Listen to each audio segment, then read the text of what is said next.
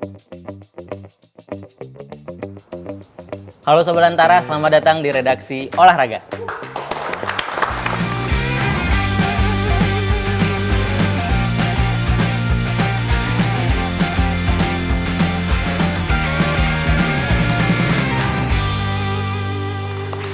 Ketemu lagi sama saya Prada dan tentunya ditemani dua rekan jurnalis Olahraga Antara, ada Rauf dan juga Eza di sini. Oke, Sobat Antara, episode kali ini spesial banget karena kita kedatangan salah satu sosok penting di balik layar dunia olahraga di Indonesia saat ini, yaitu Ketua Umum Komite Olimpiade Indonesia (KOI) atau NOC, Bapak Raja Sapta Oktohari. Bapak.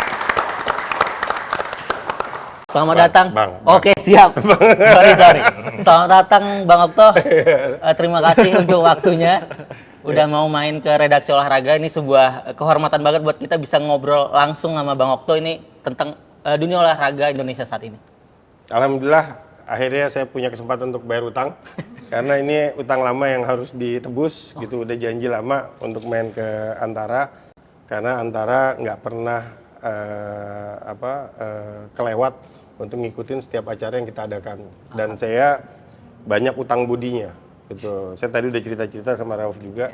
Dari sejak awal karir saya di olahraga, baik itu dari tinju, di sepeda, terus di para game, terus di Komite Olimpiade Indonesia, itu Antara itu selalu ada. Wow, dan mudah-mudahan dengan kegiatan hari ini, besok makin ini lagi. Siap, amin. Semoga begitu ya. Harus gitu. Oke. Ditekan nih kita. Oke Bang Okto, saya mau mulai ke topik pertama kita dulu. Kalau ngobrolin olahraga tentu yang paling dekat ini ada multi-event sport. Itu ada SEA Games Thailand. Ya. Sejauh ini bagaimana persiapan tim Indonesia untuk SEA Games Thailand ini? Kalau dari cabang olahraga, seperti sama-sama kita ketahui, itu telah diputus bahwa ada 50 cabang olahraga yang akan dipertandingkan di SEA Games. Dan dari 50 itu memang yang menarik itu, yang challenging. Kalau kemarin SEA Games kita dapat 87 medali emas, tetapi dari nomor dan cabang olahraga ini pertandingan besok itu kita potensi kehilangan langsung 41 emas. Karena ada cabang-cabang olahraga yang tidak dipertandingkan, ada nomor atau disiplin cabang olahraga yang tidak dipertandingkan, dan ada atlet yang pensiun. Tapi tidak melihat juga bahwa ada potensi lain dari cabang olahraga sekitar 31 sampai 35 potensi medali yang bisa kita dapatkan dari cabang olahraga ini gitu. Ya namanya olahraga itu kan dinamis ya. Ada yang menang, ada yang kalah. Tapi yang pasti kita susah menang kalau anggarannya cuma 10 M. Pelan-pelan. Langsung nyinggung anggaran. Jadi langsung kita shoot gitu ya kan gitu. Soalnya ada tulisannya di situ 10 M ya kan. Kita langsung berasa terus gitu. Jangan dikasih tahu, Pak. Nah, gini. Kemarin waktu kita Pak Erick Thohir, Menpora kita datang ke kantor NOC, kami sangat mengapresiasi karena kami yang bersurat ke Menpora, tapi Menpora bilang, enggak, saya yang datang ke sana, biar kita rapatnya di kantor NOC. Nah, pada saat rapat langsung disampaikan bahwa anggaran Asian Youth itu sudah ada 15, anggaran Islamic Solidarity ada 10, anggaran SEA Games ini dia masalahnya 10, baru 10 katanya. Nah, kalau 10 memang jauh dari rasio keberangkatan. Tapi saya yakin ini kan waktunya masih ada gitu. Dan Pak Erick katanya sudah ketemu langsung dengan Menteri Keuangan yang baru. Ini kan Menpora yang baru ketemu Menteri Keuangan yang baru. Pasti menghasilkan hal-hal yang baru gitu. Gitu. Seharusnya begitu ya. Insya Allah mudah-mudahan kita doakan lah. Kita doakan Amin. karena ini bukan cuma pertandingan olahraga, tapi ada harga diri bangsa yang harus kita jaga di regional kita di antara 10 negara yang lain. Betul. Nah Bang, ini kan tadi itu dari Bang Okto bilang ada beberapa cabang olahraga dan nomor yang dihapuskan di SEA Games kali ini. Itu untuk mensiasati itu tim Indonesia gimana Bang strategi yang udah diterapkan buat nanti kita tetap bisa mendulang emas gitu di cabang ya. Kan ya seperti yang saya sampaikan tadi gitu, namanya olahraga itu kan dinamis ya gitu. Kalau di satu sisi ini mulainya dari kita juga sebetulnya. Jadi waktu Indonesia jadi tuan rumah SEA Games, saya diskusi sama Pak Erick, saya bilang, "Lu sih bro," kata dia, ya situasinya emang seperti ini gitu. Bahwa dinamika di dalam SEA Games itu tipis-tipis lah, kayak PON lah gitu ya. Setiap tuan rumah itu pengen jadi juara umum.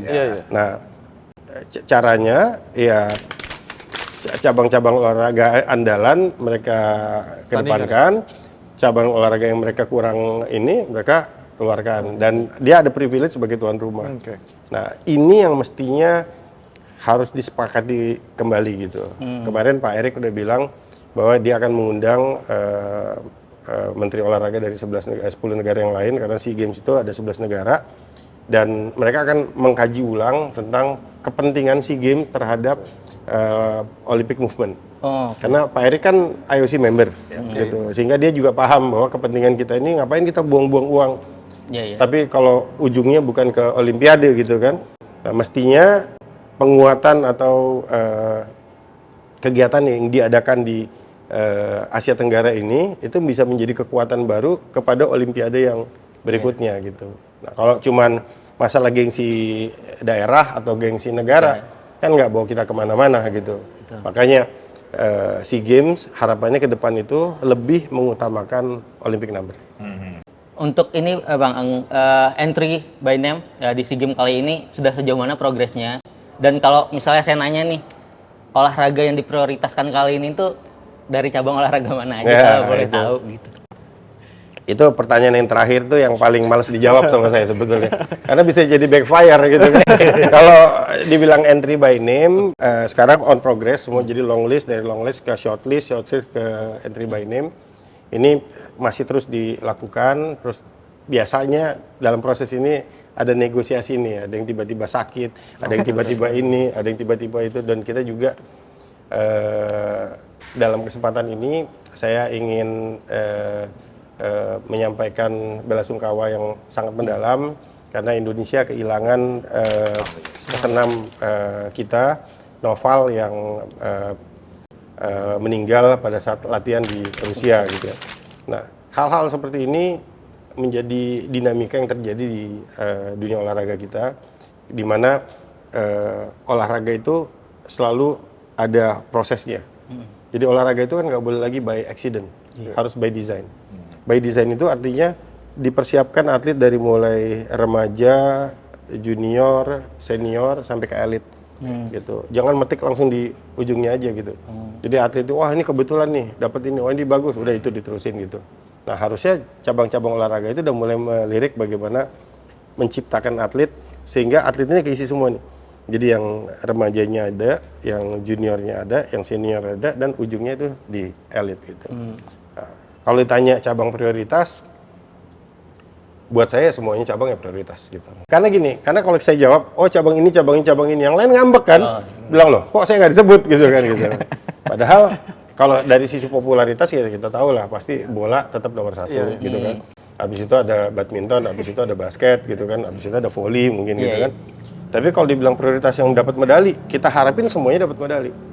Gitu. Dan ini harapannya cara berpandang kita terhadap SEA Games itu harus dirubah gitu. SEA Games ini bukan sesuatu yang terlalu wah juga gitu.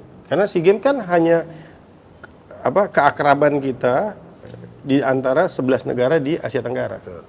Setelah itu masih ada Asian Games. Asian Games itu 45 negara. Baru ada dunia. Ya, Olimpiade itu 260, tapi Olimpiade nggak bisa disamakan sama ini. Karena multi event ini berbeda. Yang menjadi spesial ketika di SEA Games itu ada nomor yang disanction.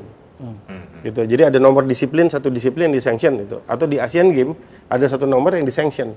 Itu jadi penting. Maka kita menginventarisir tuh nomor-nomor mana aja di sanction. Karena sanctionnya itu artinya apa? Kalau kita ikut itu, nanti ceritanya jadi kayak Mario Londa atau ada atlet yang lain itu, ketika dia menang di situ, dia langsung dapat golden ticket langsung ke Olimpiade. Gitu. Karena Olimpiade itu kan butuh kualifikasi. Nah, ini sambil kita lompat nih, kita loop ke depan karena kita punya cita-cita untuk jadi tuan rumah Olimpiade. Waktu kemarin 2032, tapi belum berhasil karena diserahkan kepada Brisbane. Nah, sekarang kita geser lagi ke 2036. Setelah itu ada Youth Olympic Games gitu. Kita bidding untuk 2030. Yang besok 2026 itu di Senegal. Kenapa ini saya sampaikan? supaya pemahaman kita sama dulu terhadap hierarki olahraga ini. Jadi tadi kita sebut ada SEA Games, ada Asian Games, terus udah gitu ada Olimpiade. Oh, belum ke sana dulu, karena di bawah Olimpiade itu ada World Championship. Di bawahnya World Championship ada Asia Championship. Di bawahnya Asia Championship ada World Cup. Baru ada yang lain-lain.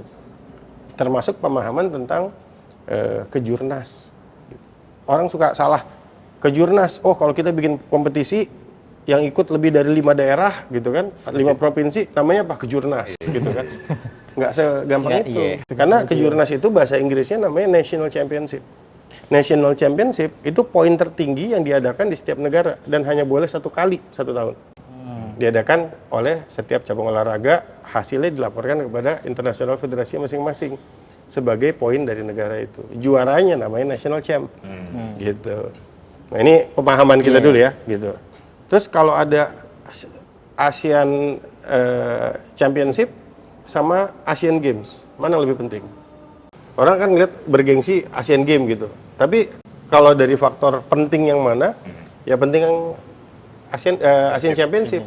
Karena Asian Championship itu poin terbesar kedua setelah World Championship. Oh, dan Gitu. Serata ininya ya. Seratanya itu. Kalau di sepeda itu, karena saya referensi sepeda ya.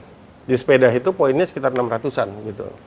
Jadi poin kedua gitu. Jadi kalau Asian Championship itu pun hanya boleh dilakukan 1 kali. Balik lagi, kalau ada kejurnas sama SEA Games, mana lebih penting? Orang pasti jawabannya kan SEA SEA Games kan, Games, gitu. padahal. Asia Tenggara. Padahal sebetulnya lebih penting kejurnas. Karena apa? National Championship. Jadi ada National Championship, Asia Championship, World Championship, gitu. Ini jenjangnya nih untuk menuju poin ke Olimpiade.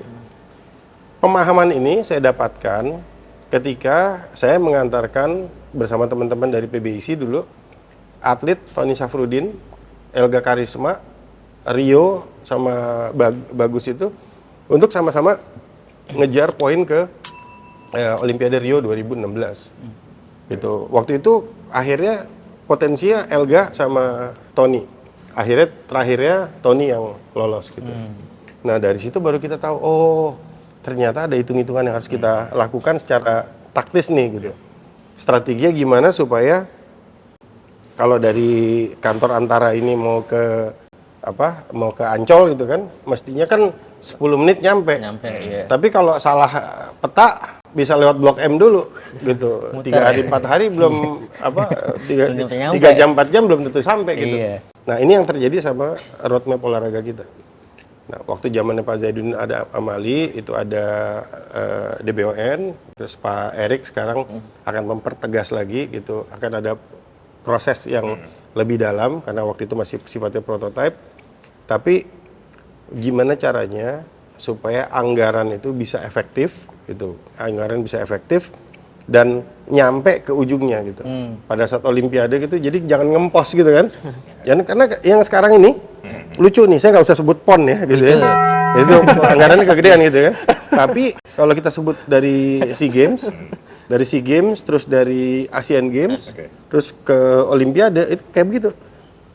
Gitu. Oh, jadi dari piramidanya gitu. Piramida. iya, jadi ke Olimpiade malah kecil gitu kan. Anggarannya kecil karena atletnya cuma 28 orang terakhir kan gitu. Kan atlet di Olimpiade itu antara 28-an orang, kira-kira 29 orang. Atlet di Asian Games lebih banyak, atlet di SEA Games banyak banget gitu kan. Gitu. Tambah PON lagi banyak lagi kan gitu. Jadi kalau gitu Bang, gimana baiknya tuh kita memandang tuh SEA Games gitu. Maksudnya tadi kan dengan berbagai gengsi sesama Asia Tenggara, tapi di sisi lain juga mestinya ini deh, kayak tadi kan ada kayak berapa hal tuh nggak masuk poin deh. Enaknya orang-orang tuh ngeliatnya gimana sih Bang SEA Games ini nih? Ya, tetap kita ada gengsi, ya kan? Gengsinya, wah Indonesia ini negara besar. Kalau di Asia Tenggara kita raksasa, bos. Negara Indonesia itu raksasa. Bayangin, jumlah penduduk kita 280 juta kurang lebih kan gitu kan. Penduduk kedua setelah Indonesia itu Filipina. Itu sekitar 130-an gitu kan. Jauh bedanya gitu. Nah, ada bagian di situnya kita harus menang. Tapi di sisi yang lain kita juga harus realistis bahwa olahraga itu harus dipaksa gitu, harus dipaksa untuk sampai ke tujuannya. Zamannya saya ketua PBSI gitu, kami di Kongres Daerah Kernas PBSI di Jawa Barat, kita putuskan bahwa atlet yang boleh ikut PON itu hanya atlet yang di bawah umur 21 tahun dan sampai hari ini masih berjalan gitu untuk balap sepeda ya gitu. Kenapa? Karena kita harus lihat siapin jenjangnya ini. Sama kayak di SEA Games. Di SEA Games juga mestinya bisa jadi ajang uji coba. Karena kan kalau dulu kan masih banyak jalurnya tuh untuk anggaran. Kalau sekarang kan direct. Anggaran itu diberikan kepada cabornya langsung. Sehingga mengevaluasi kinerja cabur dari mana? Yang paling gampang harusnya dari SEA Games. Gitu. Kita lihat nih, oh cabur ini serius nih, hasil medalinya kelihatan. Olahraga itu kan terukur. Banget. Dia kan kuantitatif, bukan kualitatif. Lu nggak bisa ngomong, ini kan karena ini harga. Enggak, dapat medali berapa? Berapa emas, berapa perak, berapa perunggu. Gitu kan. Nah kita punya nih, cara berpikir yang namanya heksagon gitu kan. Heksagon itu sebetulnya kita lihat dari pertama, atletnya gitu kan, dari prestasi atletnya gimana nih, terus kedua pelatihnya, kualitas pelatihnya seperti apa gitu, apakah pelatihnya punya level 1, level 2 atau level 3 diploma gitu, nggak bisa lagi pakai pelatih yang pakai faktor empiris gitu, terus setelah itu wasit, jangan sampai nanti kejadian kayak waktu Asian Games, kita keren-kerenan gitu kan, tapi ternyata pada saat Asian Games kita harus import wasit dari Singapura atau dari Malaysia, kenapa? Karena wasit kita nggak ada yang standar internasional gitu. Nah, ini PR-nya gitu. Jadi ada atlet, ada pelatih, ada wasit, ada event, sama venue, baru yang terakhir organisasi. Ini 6 pakem yang saya pakai, saya bilang hexagon of success itu, yang saya pakai untuk di balap sepeda pada saat itu, sampai saat ini juga. Dan venue, ya kan. Zaman dulu itu, sebelum kita masuk itu, banyak orang sembarangan aja. Mumpung ada anggarannya dari daerah, main bikin aja, bikin gini. Yang terjadi apa? Ada satu daerah, saya nggak sebut di mana, dari Jawa Barat waktu itu, tempat BMX dibikin waktu zamannya PON, itu kan. Gitu. Itu ban mobil digelindingin, bannya berhenti. Saya bilang kalau ada atlet ditaruh di situ, udah pasti patah-patah kaki. Wah, gitu. Kacau ya. Kenapa? Karena cara bikinnya itu nggak profesional, akhirnya diperbaiki. Mereka minta rekomendasi sama saya, bilang unrecommended, saya bilang. Sebelum diperbaiki baru bisa, gitu kan. Nah ini sejak itu akhirnya kita bikin kebijakan kalau bikin venue itu harus minta rekomendasi dari cabornya, karena cabor yang paling paham. Sama event-event juga, Tour de Singkarak umpamanya. Tour de Singkarak ini setara dengan Tour de France, setara dengan Giro. Saya bilang gimana sih ini? Gitu. Tour de Singkarak itu 2.2 race gitu. Di atasnya 2.2 race ada 2.1 race. Di atasnya 2.1 race ada 2 point horse class. Habis itu baru pro tour. Nah, artinya itu dia ada di bawah gitu. Ada jenjangnya. Tapi main klaim, kenapa? Karena kelihatannya meriah gitu. Nah, kita kan nggak mau seperti itu. Akhirnya kita naikin standarnya. Nggak ada yang salah sama 2.2 race. 2.2 race itu bedanya lebih banyak klub yang bisa ikut. Untuk kepentingan lokal pasti lebih banyak gitu kan.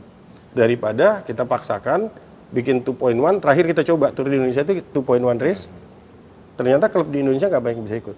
Nah, kira-kira ini yang paradigma yang terjadi, sehingga salah satu dari tugas utama NOC juga menjabarkan kepada masyarakat Indonesia bahwa di dalam Olympic Charter kita memandang sesuatu itu sesuai dengan persepsinya olahraga gitu. Bang, kalau balik lagi ke SEA Games tadi Bang, ini kan tinggal 2 bulan lagi ya, bisa dibilang di Thailand nanti. Sementara anggaran kita masih 10M nih.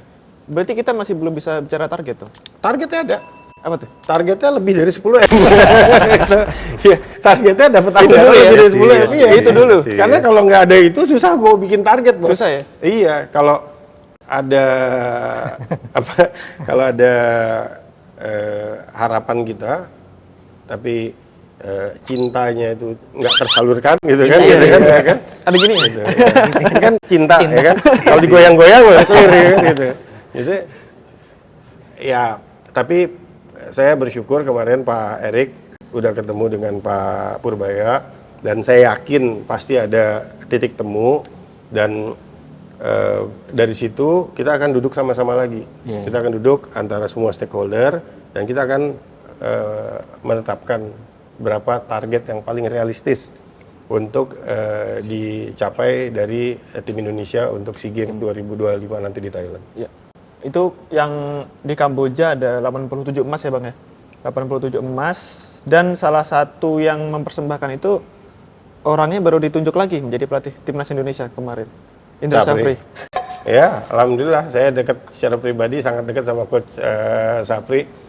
Dan saya ucapkan selamat berjuang Coach Safri. Mudah-mudahan nanti hasilnya maksimal dan kita akan selalu kerja tim yang baik, karena saya ada kesukuan sama Coach Safri ini, sama-sama orang Barat. Oh, cocok ya berarti Bang? Iya, Sumatera Barat.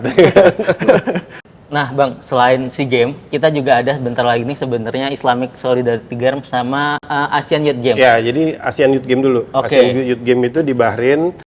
Sama-sama Timur Tengah nih ya. Sama-sama Timur Tengah ya.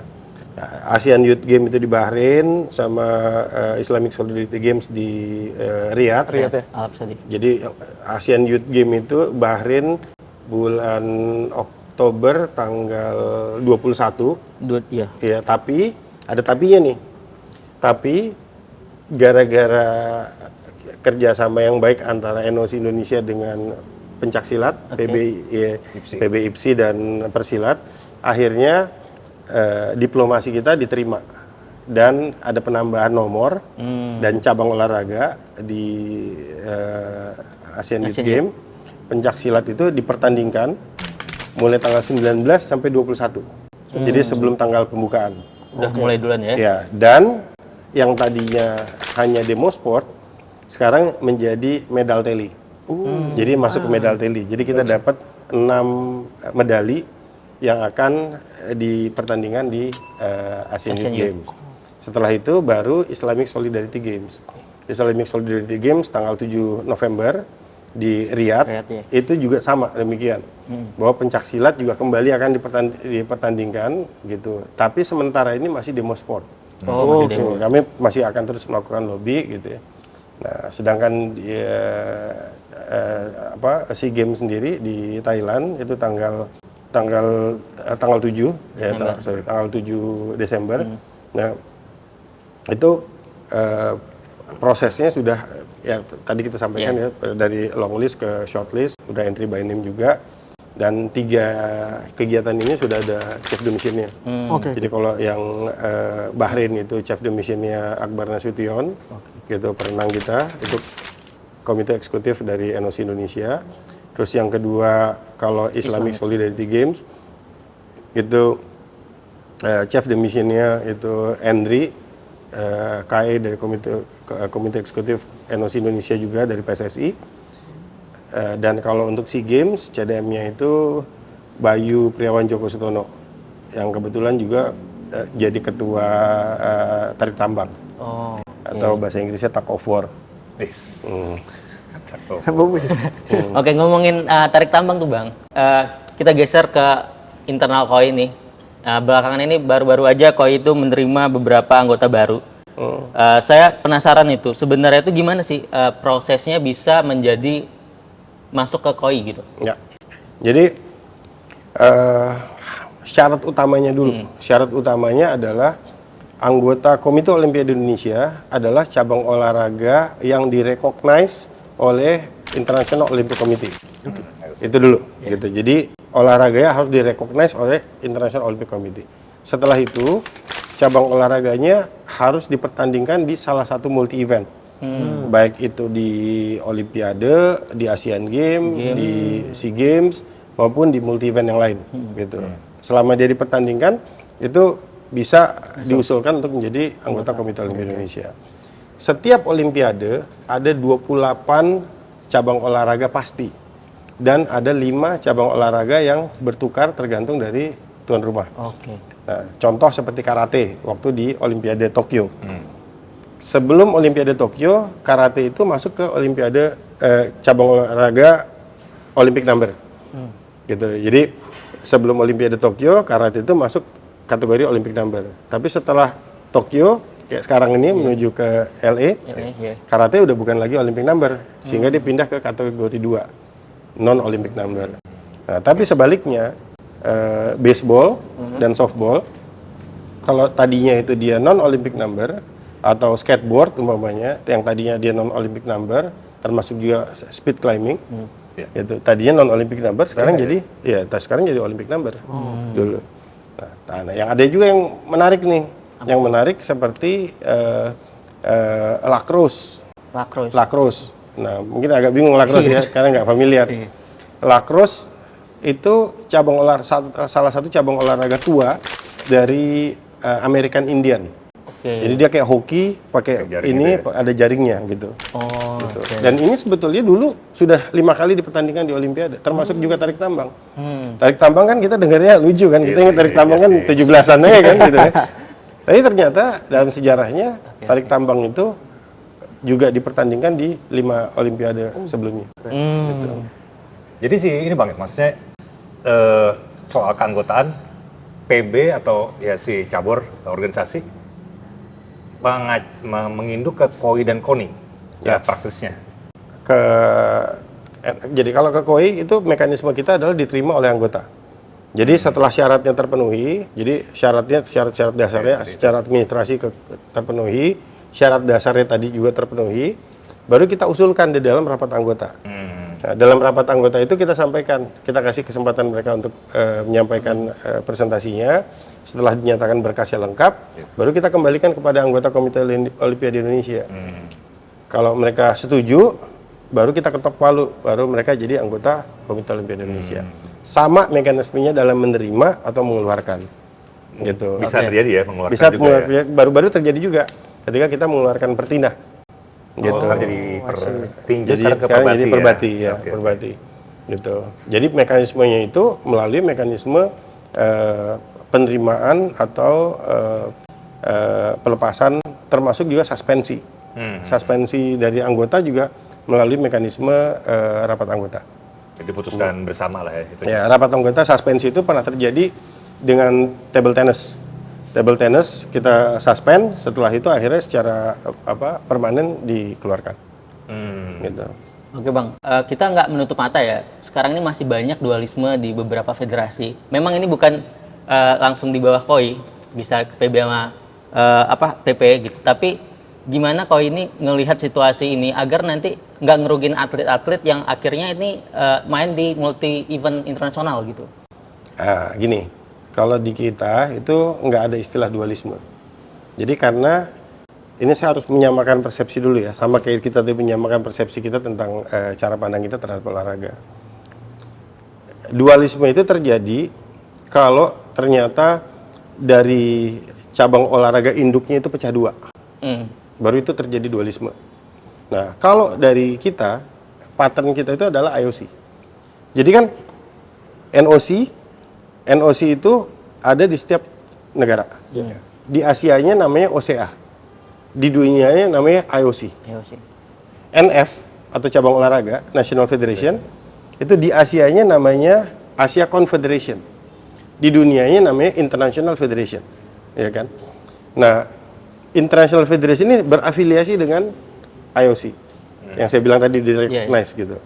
Siapapun yang direcognize oleh IOC itu bisa menjadi anggota kita. Tapi kalau dia sudah tidak direcognize oleh IOC, itu dia tidak bisa lagi menjadi anggota kita. Yang terjadi sama tinju. Pada saat IOC memerintahkan semua NOC untuk melepaskan afiliasinya dengan organisasi yang ada afiliasi dengan IBA, sehingga NOC juga berkomunikasi dengan cabang olahraganya. Kami lakukan itu kepada Pertina, tapi waktu itu sayangnya tidak terjadi gitu. Dan waktu itu perintahnya turun bahwa kita harus melepaskan keanggotaan dan kita sampaikan kepada anggota, diterima dan dilakukan seperti itu. Nah, itu dari mekanisme yang kita lihat.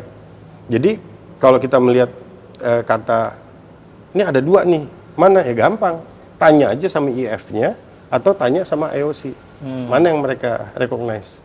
Gitu. Karena apa? Karena dari kami, kalau seandainya cabornya nggak ada, jangankan cabornya nggak ada, negaranya nggak ada aja, selama NOC-nya ada, itu atletnya akan tetap bisa diberangkatkan.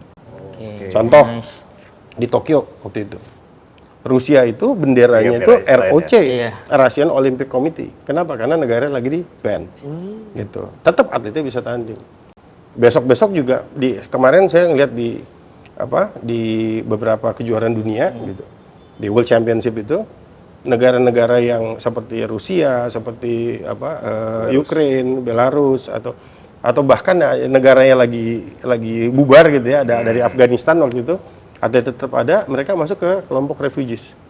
Gitu. Jadi atletnya tetap bisa bertanding Di bawah itu soalnya NOC masing-masing ini di ya. bawah NOC-nya. Nah, jadi nggak usah kekhawatiran. Jadi jangan mau ditakut-takutin. Kalau dulu kan orang ditakut-takutin, wah ini atletnya nggak bisa. Iya. Kita punya wadahnya, kita punya mekanismenya.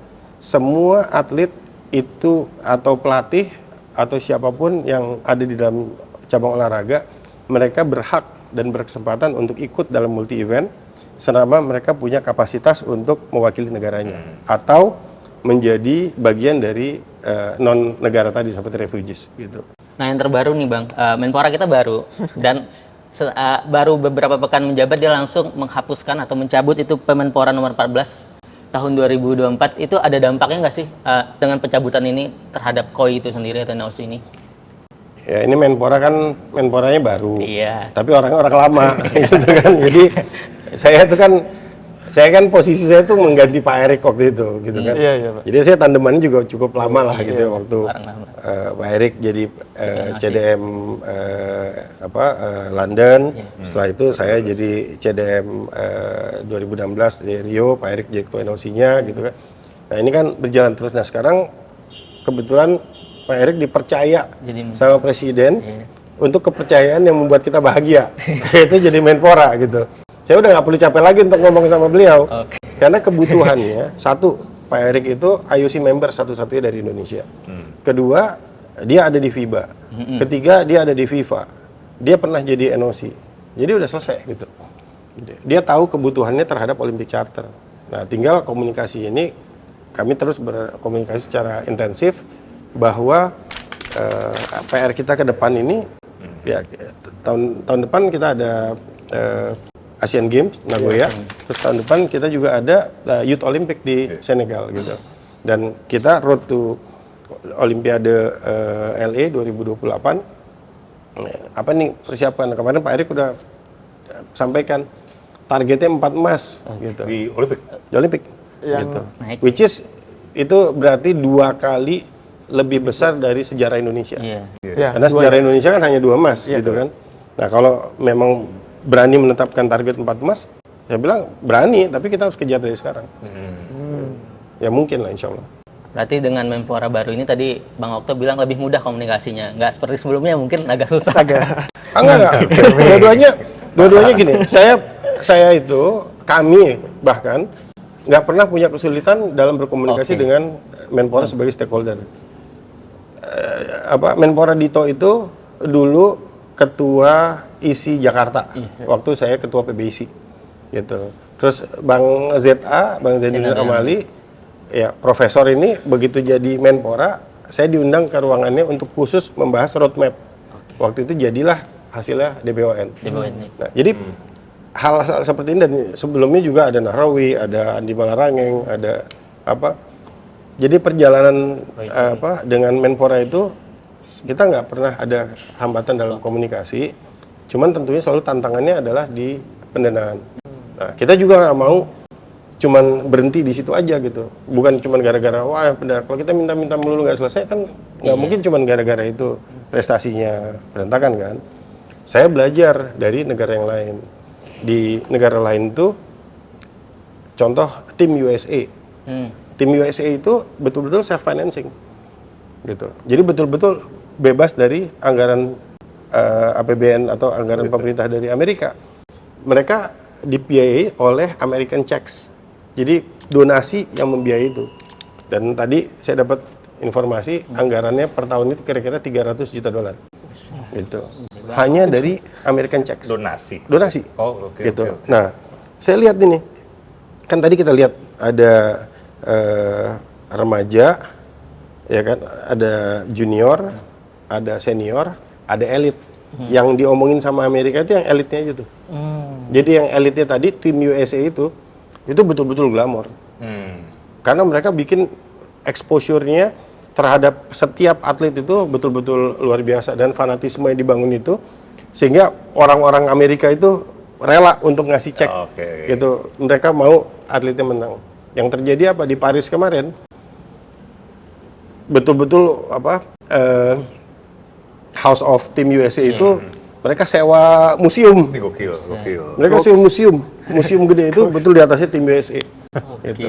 Ya karena mereka punya ini dan mereka bertanggung jawab langsung sama masyarakat Amerikanya.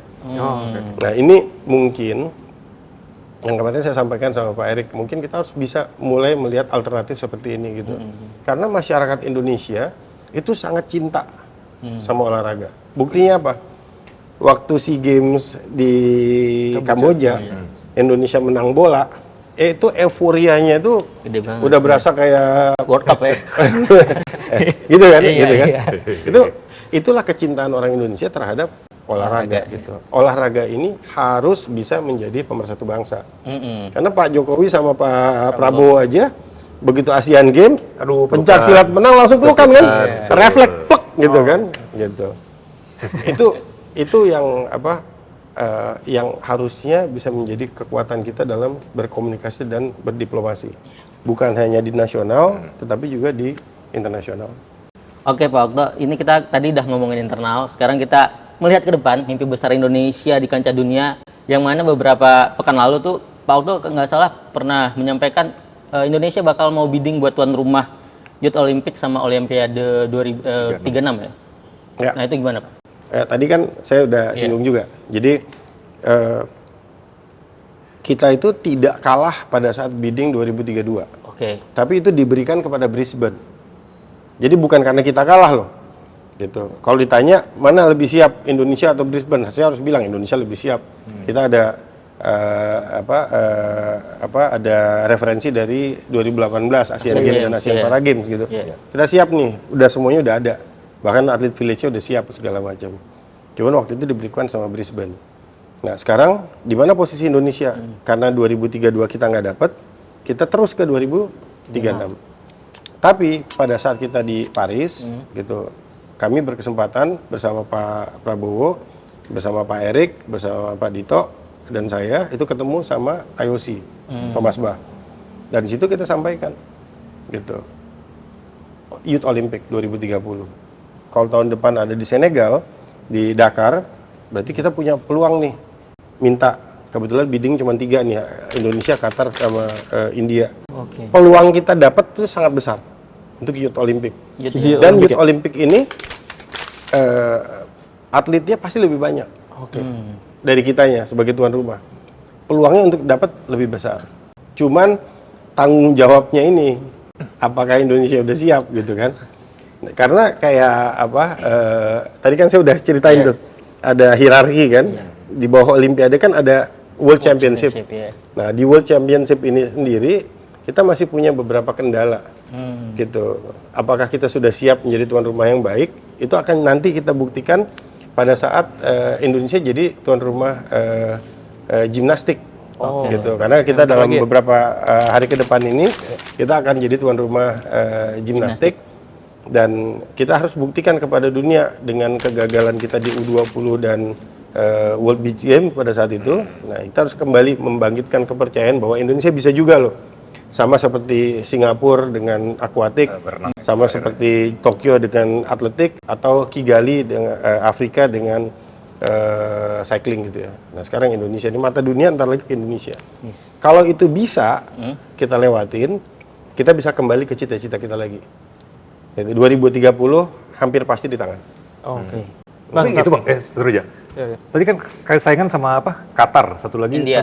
Ya, Qatar sama kan India. Qatar lumayan ini ya? Iya Bang, apalagi. Akhir-akhir ini. Ya, itulah fungsinya diplomasi. Gitu. Fungsi diplomasi. Saya lihat kemarin di PBB aja Bapak Presiden kita duduknya sebelahan sama Syekh Tamim, ya kan? Nah, Syekh Tamim itu emirnya Qatar.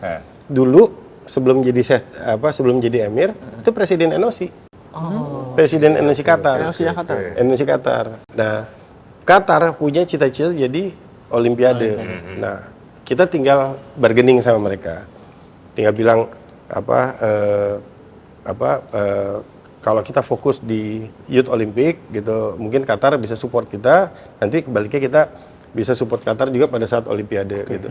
Bentuk komunikasi diplomasi ini kan bisa jalan gitu kan. Dan kita nih di olahraga semuanya kan brabro gitu kan ya kan. Brabro itu artinya diplomasi seperti itu gitu. Tapi kalau kita pakai surat ya susah. Tapi kalau udah brabro bilang tolong gue lah gitu kan. Gue pengen nih gitu kan. Gitu. Dan mereka kan udah punya kesempatan kemarin hosting kejuaraan Piala Dunia. Iya, Ya kan gitu kan. Makanya saya cukup optimis kalau kita bisa melewati gimnastik ini, World Champion ini dengan baik, itu Youth Olympic sudah di tangan. Bang, tapi kalau bidding itu udah harus ada kotanya dulu apa?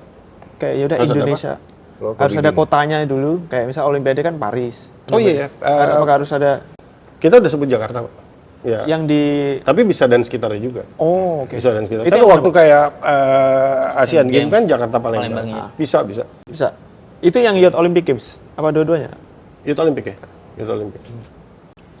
Nah, ngomongin event dunia nih Bang, bentar lagi tuh tanggal 12 Oktober ini katanya KOI akan mengadakan Olympic Day. Nah, betul. Itu gimana Bang? Ini perkembangannya? siarannya kapan nih? Sabtu ini. Sabtu, Bang. Oh, Sabtu ini ya? Sabtu. Ya, kita mau ngundang semua masyarakat Indonesia, khususnya masyarakat Jakarta dan sekitarnya, nanti hari Minggu tanggal 12 Oktober 2025 untuk ikut bersama-sama kami dan para atlet untuk merayakan Olympic Day. Di sana juga akan hadir para atlet yang akan membawa nama Indonesia, itu bukan hanya di Asian Youth Games, tapi juga di Islamic Solidarity Games, di SEA Games, bahkan nanti sampai ke Asian Games dan Olimpiade. Jagoan-jagoan kita itu akan muncul di sana. Ini kesempatan untuk masyarakat Indonesia untuk bisa hadir bersama-sama kita merayakan. Bakal ada games, bakal ada UMKM, akan ada running 3 km sama 4 km. Nah, itu kesempatan kita tuh. Ya kan? Ya kan? Iya, kesempatan kita bro, ya kan gitu. Kita ngurangin dikit lah, ya kan gitu kan. Nah, sama banyak keseruan yang lain gitu. Mudah-mudahan nanti tanggal 12 Oktober kita bisa ketemu di Car Free Day Jakarta Olympic Day 2025. Bang, berarti ada Fredrik Leonardo berarti? Ada Fredrik. Jangankan Leonardo. Siap. Ya kan? Siapa nih? Leo. Gak bisa habis Leo apa? Habis Leo apa? Habis Leo ya kan? Libra juga ada, bro. Ya kita berusaha menghadirkan lebih banyak atlet supaya atlet itu bisa dekat. Balik lagi, gimmick atlet itu berbeda banget dengan atlet-atlet yang kita lihat di luar kan. Kan kita suka, wah ini atlet ini kita kenal atlet, padahal Indonesia juga punya. Iya. Gitu kan, kalau kita lihat siapa atlet luar negeri gitu yang nama-namanya tenar gitu kan. Tapi di Indonesia juga ada atlet yang kelas dunia. Contoh Fredrik Leonardo. Fredrik Leonardo itu atlet memang dari Pontianak dari tempat saya gitu, dari Kalimantan Barat. Tapi dia orang Indonesia atau manusia pertama di dunia yang mendapatkan medali emas di Olimpiade. Di nomor speed climbing. Coba bayangin. Kita punya orang kayak begitu. Atau seperti Eko Yuli. Satu-satunya orang di Indonesia yang pernah dapat medali 4 kali dalam 5 Olimpiade yang diikutin. Gitu. Dan medalinya rata-rata perak gitu kan. Nah, kan kayak gini-gini kan tergantung angle atau kemasannya gitu. Iya sih. Tapi kalau kita nggak kemas mereka, ya mereka akan jalan begitu aja gitu. Saya pernah ada satu kesempatan gitu ya. Ada atlet di Indonesia, atlet surfing lah gitu ya. Si Rio Waida gitu. Orang Indonesia ngeliat dia biasa aja, tapi begitu ngeliat orang Jepang, orang luar, wah itu pada minta foto apa segala macam gitu kan. Dan Rio itu kan orangnya kan introvert lah gitu kan, pemalu gitu kan. Gitu. Tapi ini yang harusnya bisa kita bangun gitu. Jangan bangun budaya pelit. Kalau Amerika itu budaya royal. Royal dia, orang tuh berani nyumbang. Ya kan? Berani donasi karena dia cinta sama atletnya. di kita itu jangan sampai budaya pelit, jangan nyumbang, tepuk tangan aja nggak mau, ya kan, tepuk tangan dulu gitu, ya kan, ya, tepuk tangan dulu gitu, Jangan lupa pelit, nyumbang. ya kan, Bisa. ya kan, gitu. Ya benar, tapi kenyataannya seperti itu. Jadi kayak di apa, kalau di kita tuh dulu ya, kalau dulu ya, sekarang sih alhamdulillah udah enggak. Kalau dulu tuh ketemu atlet orang malah mundur gitu kan. Kalau sekarang kan orang udah wah Iya, sosial selfie. media ya kan, sosial media segala macam. Ya, mudah-mudahan besok bukan cuma selfie, tapi tulis cek. Itu kan. dia, itu dia. Kalau itu terjadi kan udah, ya kan, Tolonglah ya, bagi yang datang ya. ya kan, Iya. saya kan set, gitu kan. Support. Berapapun kontribusi terhadap atlet itu akan menjadi semangat baru gitu kan. Apapun. Jurus bisa, Bang? Nanti kita siapin. Jadi bukan cuman dana, bukan cuman dana, tapi Iya, iya. hal yang paling sepele aja lah, yang paling mahal, Ya nih. doa. Doa. Oh. Ini Iya kan? mahal banget itu. Iya.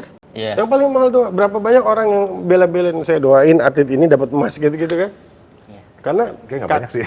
katanya si siapa? Katanya si karena komite eksekutif kita, Gracia Poli, itu dari badminton. Iya. Saya tanya sama dia, Grace, saya bercanda nih di Tokyo. Itu atlet-atlet orang-orang kan pada nonton di TV, pada teriak-teriak tuh, Bang. Mereka mungkin nontonnya di seluruh penjuru dunia gitu ya. Tapi teriakan itu berasa di ini saya gitu. Pada saya itu bertanding, itulah kekuatan saya. Itu. Merinding nggak? Merinding. Iya kan? Terharu Jujur sih. merinding ini. Jujur sih. Iya, jujur. Nangis loh dia. Beneran. Ini benar. Dan saya harus katakan ini, yang dilakukan sama Rauf ini yang terjadi sama kami semua pada saat di sana. Kenapa? Momentum Indonesia Raya dinyanyikan dan membuat mata kita itu penuh air, ya cuman ketika para atlet ini berhasil mendapatkan emas. Itu mahal, Bos. Mahal, Bos. Itulah apa, Puncaknya ya. itulah hadiah terbesar terbesar. yang kita bisa kasih untuk Indonesia. Nah ini, Bang Okto, soal hadiah. Mungkin minum dulu, Bro. Ada Gris, tisu ya? Terharu ya. masuk Gris, ya kan? Gris. Ya ini nih, apa namanya, belum lama Bang Okto juga dapat penghargaan Asik. persepedaan. Alhamdulillah, ya, alhamdulillah. Ya. Itu boleh di-spill dikit, Bang? Karena apa ya? Jadi Toto seorang Okto dapat, walaupun Bang Okto punya kiprah lama ya di pesepeda, Sepedaan, dari iya. tadi kan cerita juga di Back to Work, isi Saya kalau dan kalau saya disuruh cerita ntar gak enak seolah-olah jadi saya ngaku gitu kan. Ya mungkin apa UCI punya pertimbangan ya. Oke. Artinya UCI sebagai international federasi punya pertimbangan panjang dan saya juga cukup kaget karena waktu diundang ke Afrika, ke Kigali, Rwanda, itu saya datang sana bukan sebagai peserta, Oke. katanya sebagai NOC, gitu kan. Di sana pun saya ketemu sama NOC Rwanda gitu kan. Tapi pas di acara tiba-tiba ada acara pemberian penghargaan, terus ada satu nama yang disebut, saya lupa nama sebelum saya. Terus setelah itu Presiden UCI itu David Lapatier nyebut nama apa, bikin kata pengantar, baru nonton video yang keluar foto saya, video saya, kaget saya gitu kan, gitu. Terus dia putar mulai dari proses sepeda di awal, terus proses di Indonesia, terus di Asia, sampai apa keterlibatan kita di kejuaraan-kejuaraan dunia. Ya saya bersyukur lah gitu. Artinya ada apresiasi yang diberikan dan itu bukan kepada saya. Saya nggak punya hak terhadap apresiasi itu, karena apresiasi itu punya Indonesia. Karena saya lakukan itu bukan sendirian juga. Saya lakukan sama semua keluarga besar Indonesian Cycling Federation. Gitu. Jadi saya sembahkan itu medali itu apa sama Golden Pin itu karena itu baru pertama kali. Iya. Jadi hanya dikasih kepada 5 orang. Dan salah satunya itu Mark Cavendish. Oh, oke sih. Mark Cavendish itu sprinter, gitu kan. Dan kebetulan orangnya duduk sebelah saya. Gokil. Dan dia pun pakai baju kaos, pakai baju biasa aja karena dia nggak prepare sama sekali. Jadi waktu namanya disebutin dia masih bengong gitu ngeliat. Jadi saya sebut dulu gitu, habis saya ke depan, terus saya balik, dia nyelamatin, wah selamat ya. Terus nggak lama begitu diputar ada nama dia kayak sampai bengong gitu. Terus saya Ternyata tahu dia lah. jauh menang ya. cukup mengharukan lah gitu ya. Saya kayak Rauf juga susah ngomong juga. Aduh. Karena agak penuh-penuh juga Uf, Tuh, gitu. itu dia. Iya, mantap tuh. Bangga kita ya, tepuk tangan dulu kali buat Bang Alto. Alhamdulillah. Biasa. Alhamdulillah. Oke Bang Alto, ini belakangan ini kan Bang Alto ini cukup aktif ya ke luar negeri diplomasi olahraga ini, dan belakangan ini juga Bang Alto itu ada kerjasama NOC sama Jepang. Ya. Juga pengembangan untuk olahraga dan atlet itu udah sejauh mana Bang buat sama Jepang ini? Kalau Jepang ini memang cukup unik gitu karena presiden NOC-nya itu teman lama saya. Jadi waktu saya ketua PBC atau ICF Indonesian Cycling Federation, dia itu ketua sepeda Jepang. Oh. Terus setelah itu Seiko Hashimoto itu menjadi ketua pelaksana atau panitia Olimpiade Tokyo 2025. Nah, kami berinteraksi cukup aktif gitu, dan kemarin ketika saya dengar dia dijadikan ketua NOC Jepang, nah, kita udah ketemu duluan di Singapura pada saat World Aquatic. Jadi kita sempat ngobrol, saya bilang nanti saya datang ke Jepang untuk sama-sama lihat World Athletic. Terus sekaligus pada saat itu juga kita diundang ke NOC Jepang, dan di sana kita berkesempatan untuk tanda tangan MOU yang intinya adalah memaksimalkan kerjasama antara Indonesia dengan Jepang dalam peningkatan prestasi atlet di berbagai cabang olahraga. Karena Jepang itu kan teknologinya luar biasa gitu ya, dan kita banyak belajar, tukar pikiran gitu, karena ada kelebihannya mereka, ada kelebihannya kita, apapun yang bisa kita kerjasamakan, kita dorong sama-sama gitu. Nah, selain Jepang juga ke Rusia juga untuk bahas katanya pencak silat sama olahraga baru nih, ada drone. Oh iya, bener. betul. Nah, Saya di Rusia karena saya ke Moskow, ketemu sama menteri olahraga, menteri olahraganya sama ketua NOC-nya juga. Terus setelah itu saya diundang itu sama presiden drone. Saya ngeliat perkembangan drone-nya luar biasa gitu, dan dalam waktu dekat kita akan kerjasamanya kita maksimalkan. Kita akan sambungkan dengan teman-teman dari FASI, dan ada universitas yang akan khusus untuk membuat silabus tentang drone. Karena di sana saya belajar ternyata drone ini bukan sekedar drone yang kita mainin atau diperlombakan, tetapi juga menjadi teknologi yang lebih advance gitu, termasuk robotik juga. Gitu. Robotik di Indonesia kita pernah melepaskan tim dan jadi juara dunia pada saat itu, anak-anak remaja loh itu. Jadi saya bilang sama mereka, nah ini bisa jadi bagian yang bisa kita kerjasamakan.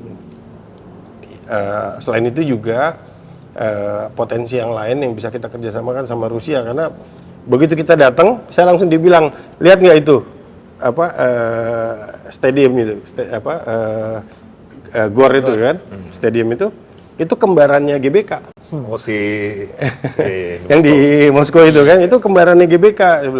Saya bilang iya, ada kembarannya GBK, dan ya kita banyak diskusi, dan mudah-mudahan nanti ke depan bisa kita tingkatkan kerjasama yang lebih intensif lagi.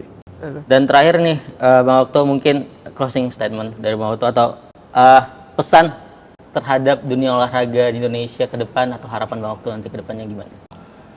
Untuk tadi sama-sama kita lihat bahwa momentum kebanggaan proud to be Indonesian, itu bangga sebagai bangsa Indonesia, itu ketika kita menyaksikan bahwa para atlet terbaik Indonesia itu bisa mengumandangkan lagu Indonesia Raya dan mengibarkan bendera merah putih.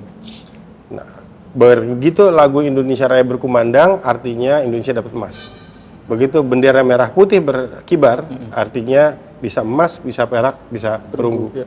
Jadi cita-cita kita selalu mengumandangkan lagu Indonesia Raya, supaya emas bisa bertebaran dari cabang-cabang olahraga. Tapi para atlet ini tidak bisa sendirian, kita butuh dukungan, terutama dari teman-teman Antara, yang bisa menyampaikan kepada masyarakat Indonesia bahwa para atlet terbaik kita butuh disupport, dunia olahraga kita butuh dibantu, supaya kesadaran masyarakat kita bisa terbuka untuk melihat olahraga harus menjadi bahasa pemersatu. Olahraga harus tetap menjadi neutral zone, dan olahraga harus menjadi spirit of the nation. Oke, amin. Oke, sekali lagi terima kasih Bang Okto atas waktunya meluangkan waktu ke kita buat ngobrol-ngobrol ini dan semoga semua harapan baik tadi tercapai ke depannya. Dan buat Sobat Antara, jangan lupa baca berita olahraga langsung dari sumbernya hanya di portal antaranews.com dan saksikan episode lainnya di YouTube Antara TV Indonesia. Sampai jumpa. Salam olahraga, jaya! Enos Indonesia, paling keren sedunia.